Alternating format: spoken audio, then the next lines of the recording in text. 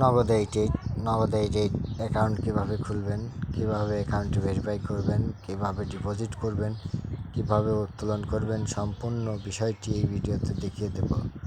তো বন্ধুরা, চলুন শুরু করা যাক। প্রথম অবস্থায় অ্যাকাউন্ট খুলতে হলে এই ভিডিওর কমেন্ট বক্সে একটি লিঙ্ক থাকবে, লিঙ্কে চাপ দেবেন। চাপ দেওয়ার সাথে সাথে এমন একটি পেজ আসবে। পেজের প্রথমে দেখবেন ইউজার নেম আপনি আপনার মতো করে দিয়ে দিবেন। আমি আমার মোবাইল নাম্বারটাই ব্যবহার করলাম।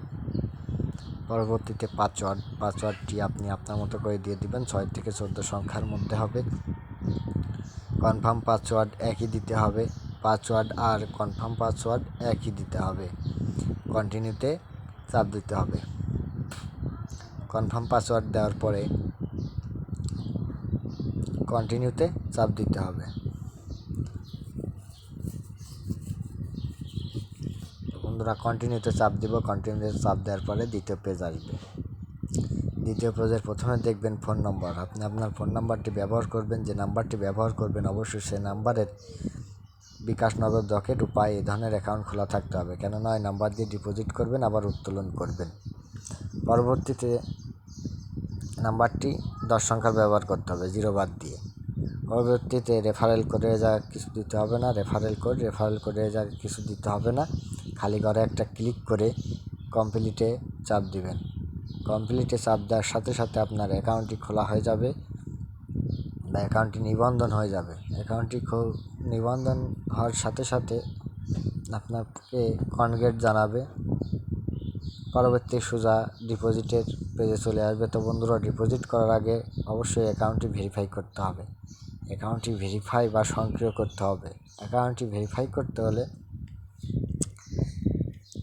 নিচে স্ক্রল করে নিচে যেতে হবে। নিচে যাওয়ার পরে দেখবেন ফোন নাম্বার ভেরিফাই অপশন আছে, ক্লিক করবেন। ক্লিক করার পরে এমন একটি পেজ আসবে। পেজে দেখবেন আপনার নাম্বারটি শো করছে। নাম্বারের ডান পাশে দেখবেন ওটিপি ভেরিফাইতে চাপ দিবেন। চাপ দেওয়ার সাথে সাথে এমন একটি পেজ আসবে। পেজে দেখবেন ভেরিফিকেশন কোড। ডান পাশে 4 সংখ্যার কোডটি বাম পাশে তুলে দিব বা বসিয়ে দিব। বসিয়ে দেওয়ার পরে দেখবেন আপনার মোবাইল নাম্বারটা শো করছে। এখানে ওটিপি রিকোয়েস্ট করতে হবে বা ওটিপি অনুরোধ করতে হবে। করার পরে 8 মিনিটের একটা সময় নেবে। 8 মিনিটের মধ্যে আপনাকে ফোন দিয়ে একটা 6 সংখ্যার কোড জানানো হবে বা জানিয়ে দেবে। দেওয়ার পরে খালি ঘরে বসিয়ে দিবেন। 6 সংখ্যার কোডটি খালি ঘরে বসিয়ে দিবেন। বসিয়ে দেওয়ার পরে সাবমিট অপশনে চাপ দিবেন বা ক্লিক করবেন। ক্লিক করার সাথে সাথে আপনার অ্যাকাউন্টটি ভেরিফাই হয়ে যাবে বা অ্যাকাউন্টটি সক্রিয় হয়ে যাবে। তো বন্ধুরা, এবার ডিপোজিট করতে পারবেন। তো ডিপোজিট করতে হলে ডিপোজিট অপশনে চাপ দিব। ডিপোজিট অপশনে চাপ দেওয়ার সাথে সাথে এমন একটি পেজ আসবে। পেজের প্রথমে দেখবেন ওয়ালেট নাম্বার দেওয়া আছে। ওয়ালেট নাম্বারতে আপনি কোন নাম্বার থেকে ক্যাশ আউট করবেন বা কোন অ্যাকাউন্ট থেকে ক্যাশ আউট করবেন সেটা সিলেক্ট করবেন। সিলেক্ট করার পরে বন্ধুরা, আমি বিকাশ সিলেক্ট করে দিলাম। দেওয়ার পরে কত টাকা ডিপোজিট করবেন সেটা তুলে দিবেন বা এখান থেকে সিলেক্ট করে দিবেন। দেওয়ার পরে পরবর্তীতে দেখবেন আপনার ফোন নাম্বারটা এখানে শো করবে। তো ডিপোজিট তারপরে চাপ দিবেন। ডিপোজিটে চাপ দেওয়ার সাথে সাথে কনফার্ম করবেন। কনফার্ম করলে দ্বিতীয় পেজ আসবে। দ্বিতীয় পেজে দেখবেন বিকাশ এজেন্ট নাম্বার দেওয়া থাকবে বা নগদ এজেন্ট নাম্বার দেওয়া থাকবে। সেটা কপি করবেন। কপি করার পরে বেরিয়ে যাবেন। বেরিয়ে যাওয়ার পরে বিকাশে ঢুকবেন বা নগদ থেকে করলে নগদে ঢুকবেন। উপায় থেকে ক্যাশ আউট করলে উপায়তে ঢুকবেন।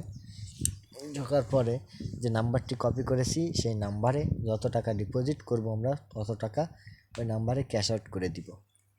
ক্যাশ আউট করে দেওয়ার পরে একটা ট্রানজ্যাকশন আইডি পাবো। ট্রানজ্যাকশন আইডিটি কপি করব।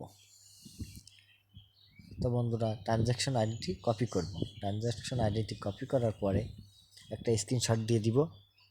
স্ক্রিনশট দেওয়ার পরে সোজা বেরিয়ে যাব। বেরিয়ে হোম পেজে চলে যাব। যাওয়ার পরে দেখবেন ট্রানজ্যাকশন আইডির একটা ঘর আছে। ট্রানজ্যাকশন আইডির ঘরে ট্রানজ্যাকশন আইডিটি বসিয়ে দিব বা জমা দিব। দেওয়ার পরে নিচে দেখবেন প্রাপ্তির ঘরে আপনি স্ক্রিনশটটি দিয়ে দিবেন। দেওয়ার পরে জমা দিন অপশনে ক্লিক করবেন। ক্লিক করার সাথে সাথে আপনার ডিপোজিট সাবমিট হয়ে যাবে বা সাকসেস হয়ে যাবে। 1 থেকে 5 সেকেন্ডের মধ্যে আপনার অ্যাকাউন্টে ব্যালেন্স চলে আসবে। তো বন্ধুরা, কীভাবে উত্তোলন করবেন?